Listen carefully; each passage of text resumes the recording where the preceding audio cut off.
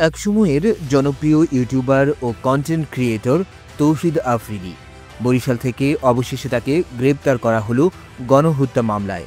কিন্তু কেন এই গ্রেপ্তার? কী ছিল ছাত্র জনতার গণ অভ্যুত্থানের তার বিতর্কিত ভূমিকা?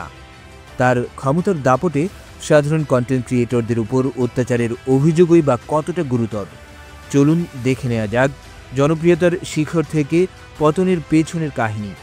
২০২৪ সালের বৈষম্য বিরোধী ছাত্র আন্দোলনের উত্তাল সময়ে যখন সারা দেশ উত্তপ্ত, তখন শিক্ষার্থীদের যৌক্তিক দাবির বিপক্ষে দাঁড়িয়ে সরকারের পক্ষ নেন কন্টেন্ট ক্রিয়েটর তৌহিদ আফ্রিদি। এই ভূমিকার কারণেই আন্দোলনরত শিক্ষার্থীদের কাছে তিনি নব্য রাজাকার হিসেবে চিহ্নিত হন। অভিযোগ শুধু ব্যক্তিগত অবস্থানের মধ্যেই সীমাবদ্ধ ছিল না, তিনি অন্যান্য কন্টেন্ট ক্রিয়েটর ও ইনফ্লুয়েন্সারদেরও সরকারের পক্ষে ভিডিও বানাতে নিয়মিত চাপ প্রয়োগ করতেন। রাজি না হলে ভয়ভীতি প্রদর্শনের অভিযোগও ওঠে তার বিরুদ্ধে। যদিও শিক্ষার্থীদের রোষানলে পরে অবশ্য তিনি সুর পাল্টানোর চেষ্টা করেন। আফ্রিদির ক্ষমতার দাপট শুধু ছাত্র আন্দোলন কেন্দ্রিক ছিল না, তৎকালীন ডিবি প্রধান হারুনুর রশিদের সাথে ঘনিষ্ঠতার দোহাই দিয়ে তিনি সাধারণ মানুষ ও সহকর্মী কন্টেন্ট ক্রিয়েটরদের হুমকি দিতেন বলে অভিযোগ রয়েছে।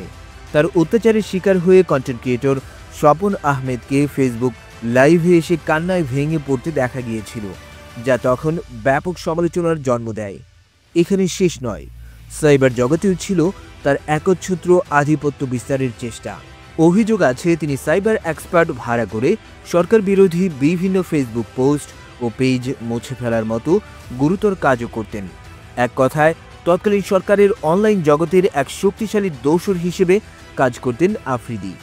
এসব কর্মকাণ্ডের সূত্র ধরেই তার নাম আসে যাত্রাবাড়ি থানায় দায়ের হওয়া গণহত্যা মামলায়, যেখানে তিনি ১১ নম্বর আসামি। এর আগে একই মামলায় তার বাবা ও মাই টিভির চেয়ারম্যান নাসিরুদ্দিন সাথী গ্রেপ্তার হয়েছিলেন। অবশেষে সেই পথেই হাঁটতে হলো তৌহিদ আফ্রিদিকে। তার এই গ্রেপ্তার প্রমাণ করে ক্ষমতার অপব্যবহার করে গণমানুষের বিরুদ্ধে দাঁড়ালে শেষ রক্ষা হয় না।